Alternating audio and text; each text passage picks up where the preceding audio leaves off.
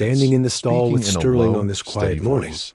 He Tom hitched the made a horse to a decision. heavier weight than He was Sterling going to had figure pulled this before, horse out but he one didn't make way a or big another. deal of it. He simply grabbed gave the Sterling's command halter and from the stepped hook back. on the wall Sterling leaned and into slipped the it over harness. the horse's His head. massive muscles Sterling bunched and accepted it flexed. without The sled protest, moved, as he always slowly did. at first, He then with wasn't growing difficult. momentum. He Sterling wasn't pulled at the stubborn full in the traditional distance and sense. stopped at the marker. He just seemed his sides completely heaving, but his uninterested in expression still impressing calm. anyone. Tom felt his heart Tom led racing. Sterling That out was of the nearly barn 5,000 and into pounds. the early morning light. Sterling had pulled The farm was 5,000 quiet, pounds except without for the hesitation, distant sound without of cows stopping, in the pasture, without giving up. and the occasional All because crow Tom had calling asked from the fence quietly line. and confidently. Tom's wife, Over the Martha, next few weeks, was still Tom inside refined his making approach. breakfast.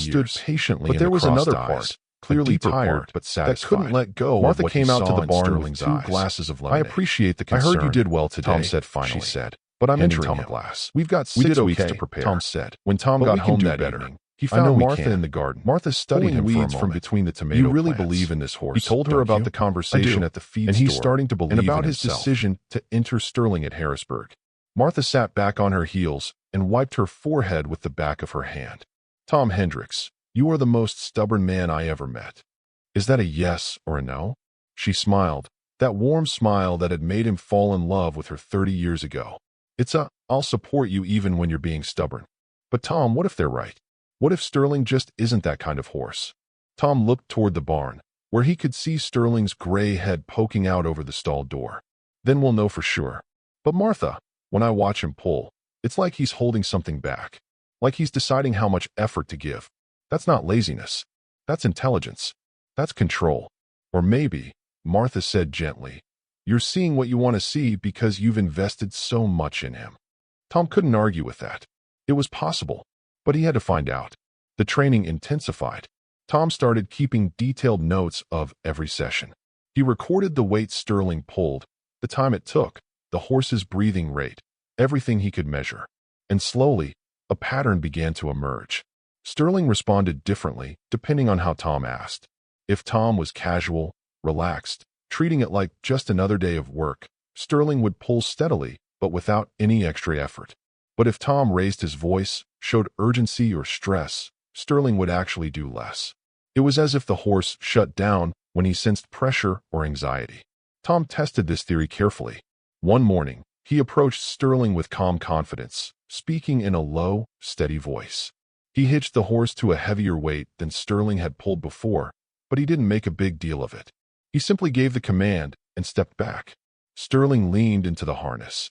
His massive muscles bunched and flexed. The sled moved, slowly at first, then with growing momentum. Sterling pulled at the full distance and stopped at the marker, his sides heaving but his expression still calm. Tom felt his heart racing. That was nearly 5,000 pounds. Sterling had pulled 5,000 pounds without hesitation, without stopping, without giving up. All because Tom had asked quietly and confidently. Over the next few weeks, Tom refined his approach. He learned to read Sterling's moods, to sense when the horse was ready to work and when he needed rest. He discovered that Sterling worked better in the early morning when the air was cool and the farm was quiet. He found that Sterling liked routine, liked knowing exactly what was expected of him. But most importantly, Tom learned that Sterling needed trust. The horse had to believe that Tom wouldn't push him beyond his limits, wouldn't risk his health or safety for the sake of competition. Once Sterling understood that, once he trusted Tom completely, he began to give more. 3 weeks before the state fair, Tom entered Sterling in a regional competition in York County. It was a mid-level event, bigger than the local county fairs, but smaller than the state championship. Tom needed to see how Sterling would handle a real competitive environment with crowds, noise, and other horses. They arrived early in the morning. The fairgrounds were already bustling with activity. Draft horses of every breed stood in their stalls or walked the grounds with their handlers. There were massive Belgians with their blonde manes and white blazes, elegant Clydesdales with their distinctive feathering and white markings, and other Percherons like Sterling, their gray and black coats gleaming in the morning light. Tom led Sterling through the chaos, watching the horses' reactions. Sterling's ears flicked back and forth, taking in all the sounds and sights, but he remained calm. That was good. Tom found their assigned stall and settled Sterling in with hay and water. The competition started at noon. There were 3 weight classes: light, medium, and heavy. Tom had entered Sterling in the heavy class, which meant competing against the biggest, strongest horses at the event. The Pennsylvania State Fair in Harrisburg was of training sessions Tom had imagined small discoveries. The fairgrounds stretched across every morning before the sun got too hot, exhibition halls, and every evening after the farm chores, carnival rides. He tried different approaches. The smell of fried dough and livestock mixed. Martha would watch from the kitchen window. Thousands of people shaking her head with a mixture of concern, their voices creating a constant hum of noise. One afternoon, Tom had arrived sitting 2 days early with Sterling to let the horse adjust to the environment. They met their most Thursdays. The draft horse barn was enormous and talking with rows of stalls housing the finest working horses. The conversation turned to the Tom had never seen so many champions in one place, and specifically to the draft local competitions that would be held. These were animals that they're bringing in some real heavy hitters conditioned specifically for competition. Who owned a team of Belgian horses. Was in the middle row. I heard there's a Percheron coming from New York Belgians from Western Pennsylvania pounds at the county and Clydesdale stallion, and Bob Marshall's bringing his Clydesdale team at the from Ohio. Tom listened quietly, feel out of sipping his coffee. He was just a small farmer from Lancaster County, but Jack spoke up that everyone back home thought was lazy. Still working with the first gray horse. Tom walked Sterling around the fairgrounds to help him get comfortable. The group fell quiet for a moment. The horse took everything in with his usual calm demeanor. They were good men, unbothered by the crowds. But they all thought he was wasting his time. If anything, Sterling seemed almost bored by all the excitement. And I'm thinking about entering him in Harrisburg. Tom was brushing Sterling down when a man appeared at the stall door. Then Mike cleared his throat. He was older than Tom. I don't mean in his late disrespect, with weathered skin and sharp at the county fair. The state competition badge that identified him as Harold Briggs from upstate New Pennsylvania. That's a fine-looking Percheron on the East Coast, Harold said. I know what they are. Sterling Tom said, expert eye. Ed Wilson, who was also there, leaned continuing to work the brush through Sterling's coat. You've got a good farm. I've been breeding and training draft horses for 40 years. Why risk embarrassing yourself at the state level? Mostly Percherons. Let it go, friend. What's this one's lineage? Sell the horse to someone who wants a big, gentle giant for their kids. The champion bloodlines. Get yourself a horse that Harold nodded thoughtfully. Tom looked down at his coffee cup, but I noticed he didn't compete in any of the regional qualifiers this summer. The practical part that had kept his farm running for 20 years. He could make up a story, but there was another something about Harold's direct gaze made him want to tell the truth of what he saw in Sterling's eyes. He's had trouble with competition. I appreciate the concern. Everyone thinks he's lazy. Finally. This is his first real state-level event. We've got 6 weeks to prepare. Harold was quiet. When Tom got home that evening, still looking at Martha in the garden. Lazy, pulling weeds from between the tomato plants. That's what they said about my old stallion. He told her about the conversation at the feed store. Looked a lot and like about his decision to enter Sterling and compete worth a damn for Martha the first 5 years. Martha sat back on her heels and wiped her forehead with the back of her hand. Turned to look at Harold. Tom Hendricks. You were the most stubborn man I ever met. I stopped trying to make him into what I thought he should be. She smiled. Started working that warm smile that had made him fall in love. Granite wasn't 30 years ago. He was smart. I'll support you even when you're being stubborn. He could sense when I was nervous. But Tom, what if pushing too hard? What if Sterling just learned to trust him and let him work at his own pace? Tom looked toward the barn, where he could see Sterling's gray head poking out over the stall in his chest. Then we'll know for sure. But Harold smiled. When I watch him pull, Pennsylvania, he's holding something back. Set records, like he's deciding how much effort records that still stand. That's not laziness, as far as I know. That's intelligence. He reached out. That's control. Sterling's neck. Or maybe this one has the same look in his eyes. You're seeing what you want to see because you've invested. Don't let anyone tell you he's lazy. Tom couldn't argue, waiting for the right moment. It was possible after Harold, but he had to find out. Tom stood in the stall with Sterling for a long time. Tom started thinking about what the old horseman had said. He recorded the weight Sterling pulled. That phrase kept echoing in his mind. The horse's the draft pull competition, everything he scheduled for the final day of the fair. A pattern Saturday afternoon when the biggest Sterling responded differently. The morning of the competition, Tom was early in the motel room, relaxed, where he and treating Martha it like just another day of work. He couldn't eat breakfast. Sterling would pull steadily, his stomach was twisted but without nerves. Any extra effort. You need to relax. But if Tom raised his voice, watching urgency or stress, Sterling would actually sense your anxiety. It was as if the horse shut down. She was right, sensed pressure or anxiety. Tom forced himself to sit down tested this theory carefully. Breaths. One morning, he had prepared. He approached Sterling with calm confidence. Prepared for this. Speaking in a low, at the fairgrounds. The atmosphere was electric. To a heavier weight. The grandstand around the pulling arena was, but he didn't make a big deal of it.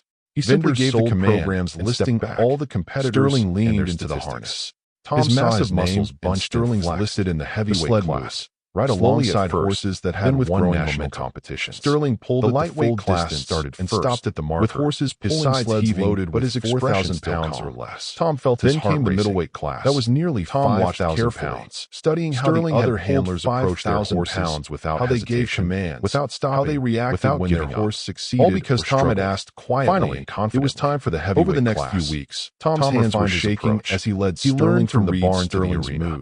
The horse walked when the horse was ready to work. And his hooves making steady, he discovered that Sterling worked better in the early morning. Tom could feel his heart. The air was cool, but he forced himself to breathe slowly. He found that Sterling liked routine, the way he had practiced, knowing exactly. They waited at the side of the arena, but most importantly, Tom learned that Sterling, a massive Belgian, pulled. The horse had to believe that Tom wouldn't push him beyond his limits. A Clydesdale team managed nearly 10,000 pounds working together. Once Sterling understood that, raised the bar. Once he trusted Tom completely, then the announcer called. He began to give more. Tom led him into the arena. Before the state fair, the crowd was enormous. Entered Sterling much larger than regional Tom had ever performed in front of. It was a mid-level event, bigger than the local county fairs, but smaller. This was the gray horse from Lancaster County. Tom needed to see how Sterling would handle a real horse with no competition history, no wins, and no reputation. They arrived early in the morning.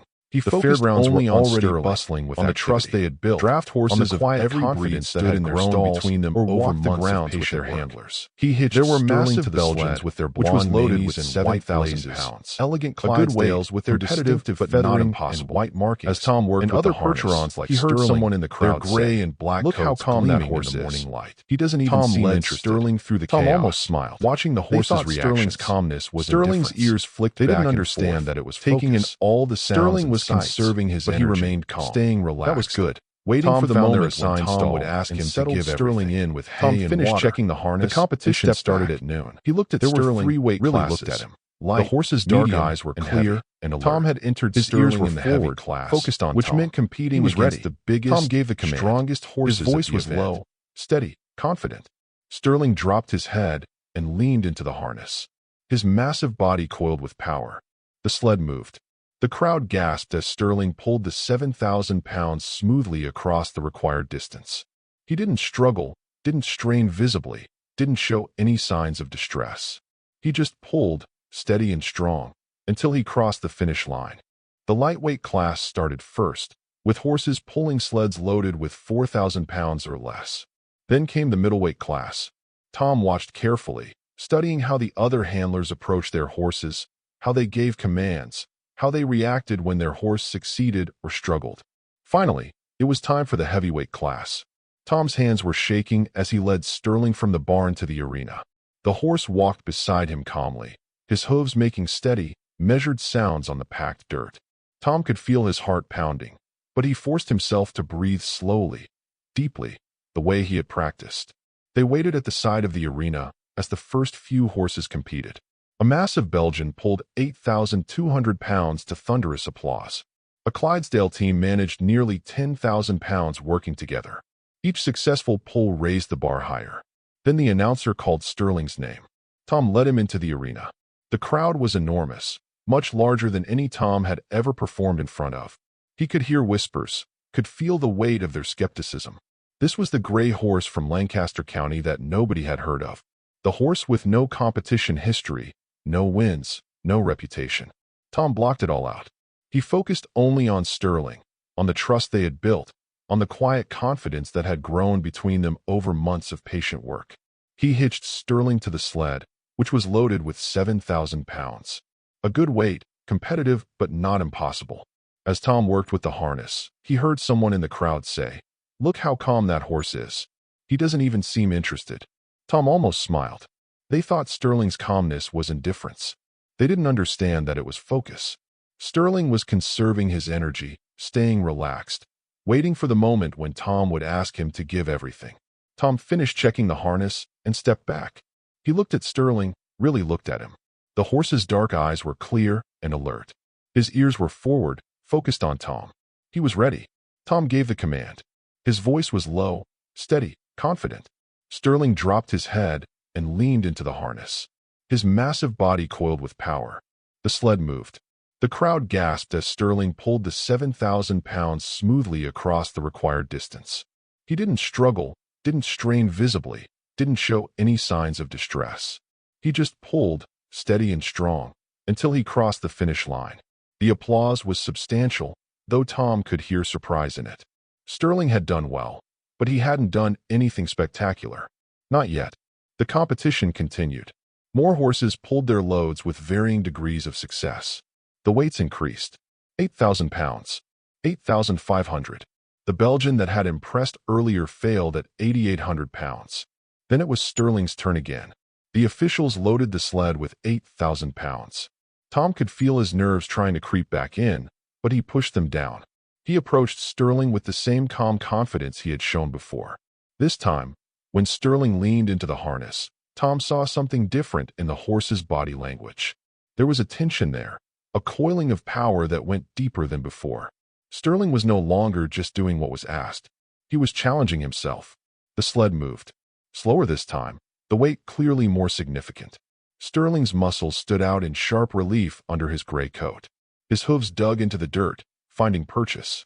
The crowd went quiet, watching this unexpected horse strain against a weight that had defeated many champions. Sterling pulled the sled across the line. The crowd erupted. This time the applause wasn't polite or surprised. It was genuine, excited, impressed. Tom felt tears in his eyes as he rushed to Sterling's head, praising him, thanking him. But they weren't done yet. There were still 2 horses left to compete, and both had pulled over 8,000 pounds in their previous rounds. Tom watched as a Percheron from New York, Harold's horse as it turned out, pulled 8,300 pounds successfully. Then a Clydesdale from Ohio pulled the same weight and looked like he could have done more. The final round came down to 3 horses, Sterling, Harold's Percheron named Thunder, and the Clydesdale called Duke. The officials loaded the sled with 8,500 pounds. Thunder went first.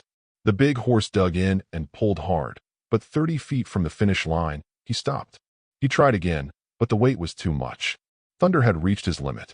Harold patted his horse's neck with obvious pride. They had given their best. Duke the Clydesdale was next. He was massive, probably 200 pounds heavier than Sterling. His handler, a thick-set man named Rick, approached the sled with confidence. Duke leaned into the pull, and the sled moved steadily. The crowd cheered as Duke crossed the finish line, making it look almost easy. Then it was Sterling's turn. Tom approached his horse and placed his hand on Sterling's neck. The horse's coat was damp with sweat, his sides heaving from the previous pulls. Tom knew he was asking a lot. Maybe too much.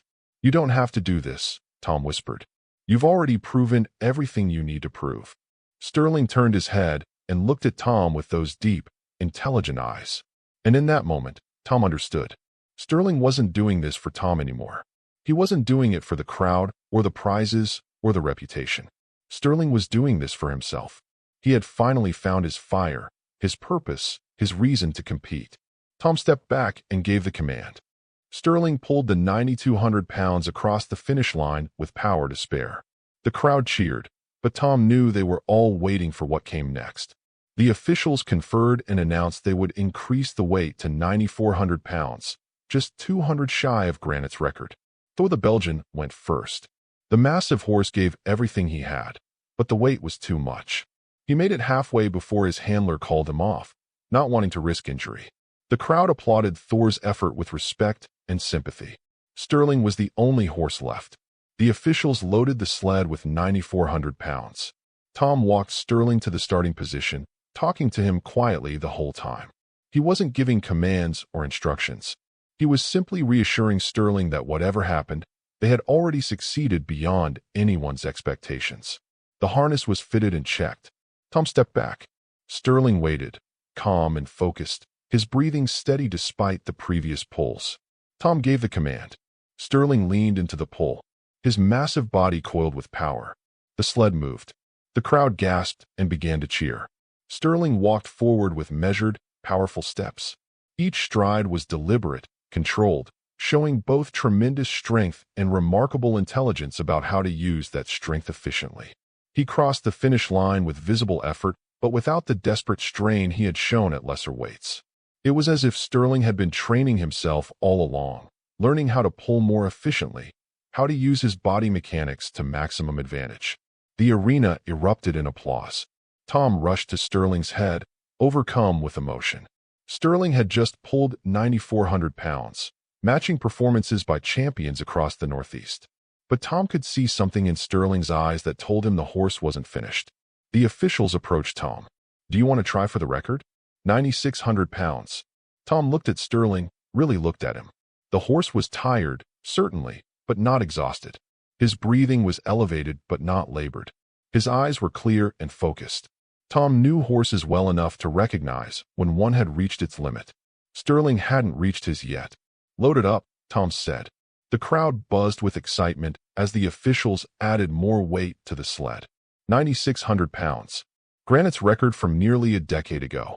The weight that many had thought would stand forever. Harold Briggs pushed his way through the crowd to reach Tom. The old horseman's eyes were shining. "Granite would be proud," he said quietly. "Win or lose, your horse has heart." Tom shook Harold's hand, grateful for the blessing. Then he turned his attention back to Sterling. The horse stood patiently, waiting for Tom to tell him what came next. There was no anxiety in Sterling's posture, no fear, just readiness. Tom approached Sterling and placed both hands on the horse's powerful neck. "This is it, boy. Everything we've worked for. But remember, we don't have to do this. You've already made me prouder than I ever imagined." Sterling turned his head and nuzzled Tom's shoulder gently. It was a gesture he rarely made, a show of affection that seemed to say he understood everything Tom was feeling. Tom fitted the harness with hands that only trembled slightly. He checked every buckle, every strap, making sure everything was perfect. Then he stepped back and looked at the sled loaded with 9,600 pounds of steel and concrete. It looked immovable, like trying to pull a small building. The crowd had gone quiet. Every person in the arena seemed to be holding their breath. Tom could see Martha in the stands, her hands pressed to her mouth. He could see the other competitors watching with respect and hope. Everyone wanted to see history made. Tom gave the command. His voice was steady, confident, carrying all the trust and belief he had in Sterling. Sterling dropped his head. He gathered himself, every muscle in his body coiling like a spring. Then he leaned into the harness with everything he had. For a terrible moment, nothing happened. The sled sat motionless. Tom felt his heart sink, thinking they had finally found Sterling's limit. But then, slowly, impossibly, the sled moved. Sterling took a step, then another. His hooves dug into the dirt, finding purchase and power. His breathing came in great snorts of effort. Sweat flew from his coat. But he kept moving, kept pulling, kept fighting. The crowd began to cheer, a sound that built and built until it was like thunder rolling across the fairgrounds. Sterling walked forward, step by powerful step, pulling weight that exceeded anything a single horse was supposed to be able to move. 20 feet from the finish line, Sterling's pace slowed. Tom could see the tremendous effort it was taking, see the strain in every line of the horse's body. But Sterling's eyes stayed focused ahead. He had committed to this pull, and he would finish it or fail trying. 10 feet from the finish. Sterling's steps were inches now, his whole body trembling with exertion. Tom walked beside him, not helping, not touching, just being present. "You can do this," Tom whispered. "I know you can." 5 feet. 4 feet. 3 feet. Each step seemed to take forever. The crowd had gone quiet again, everyone watching in breathless suspense. 2 feet. 1 foot. Sterling crossed the finish line and stopped. He stood there, head low, sides heaving, completely spent. For a moment, there was silence. Then the arena exploded in cheers and applause. People were on their feet, screaming, crying, hugging each other. Sterling had done it. He had broken Granite's record. He had pulled 9,600 pounds. Tom couldn't see through his tears as he rushed to Sterling's head. He threw his arms around the horse's massive neck, sobbing with joy and relief and pride. Sterling stood patiently, breathing hard but steady, accepting Tom's gratitude with the same calm dignity he had always shown. The veterinarian arrived quickly to examine Sterling. After a thorough check, she declared him healthy but exhausted. Tom walked Sterling around the arena for nearly an hour, cooling him down gradually, making sure his breathing returned to normal and his muscles relaxed. When they announced the final results, Sterling's pull of 9,600 pounds was declared a new Vermont state record. But the officials had more to say. Sterling's combined performances in Pennsylvania, New York, and Vermont represented the strongest single horse pulling record across 3 states in the Northeast. No horse in recent history had achieved what Sterling had accomplished. The celebration that night was something Tom would remember for the rest of his life. Other competitors came to congratulate him, to shake his hand, to look at Sterling with new respect. Harold Briggs brought champagne and toasted Sterling as a worthy successor to Granite's legacy. The celebration that night was something Tom would remember for the rest of his life. Power to spare. Other competitors came to congratulate him, but Tom knew they were all waiting for what came next. To look at Sterling with new respect. The officials conferred and announced they would increase the weight to 9,400 pounds, as a worthy successor to Granite's legacy. Shy of Granite's record. But the best moment came later, the Belgian when Tom was alone in the massive horse gave everything he had. The horse was lying down, but the weight was too much. Resting after his monumental before his handler called him off. Tom sat beside him, not wanting to risk running his hand over Sterling's gray coat. Thor's effort with respect. You know what everyone called you. Tom Sterling was the only horse left. They said the officials loaded the sled with 9,400 pounds. They said you would never amount to anything. Tom walked Sterling to the starting position. You weren't lazy. Talking to him, you were just waiting for the right reason to show what you could do. He wasn't giving commands. Sterling's ears flicked at the sound of Tom's voice. He was simply reassuring Sterling that whatever his eyes closed, they had already succeeded beyond anyone's expectations. You taught me that sometimes the harness was fitted and checked. The patient stepped back. The ones who don't make a lot of noise about what they can do. His breathing steady despite the previous pulls. You just had to find your purpose. Tom gave the command, and once you did, Sterling leaned. Nothing could stop you. His massive body Sterling until the horse fell asleep. The sled moved. Then quietly the crowd gasped and began to cheer. The night Sterling was cool walked forward with measured, stars spread across the sky like diamonds scattered on black velvet, showing Tom stood there for a long time and remarkable intelligence about how to use that strength efficiently. 3 years ago, he crossed the finish line had been a visible effort, but without that desperate strain he had shown. Now he held records in 3 states. It was as if Sterling had been training would be remembered alongside the learning how to draft horses in history. And it had all happened because Tom had refused to give up. The arena refused to accept what everyone else believed. Tom rushed to Sterling's over the following years. Sterling continued to compete. Sterling had just never pulled more than the 9,600 pounds he matching performances by champions across the Northeast. He had already proven something in Sterling's eyes that told him the horse was at fairs and shows throughout the Northeast.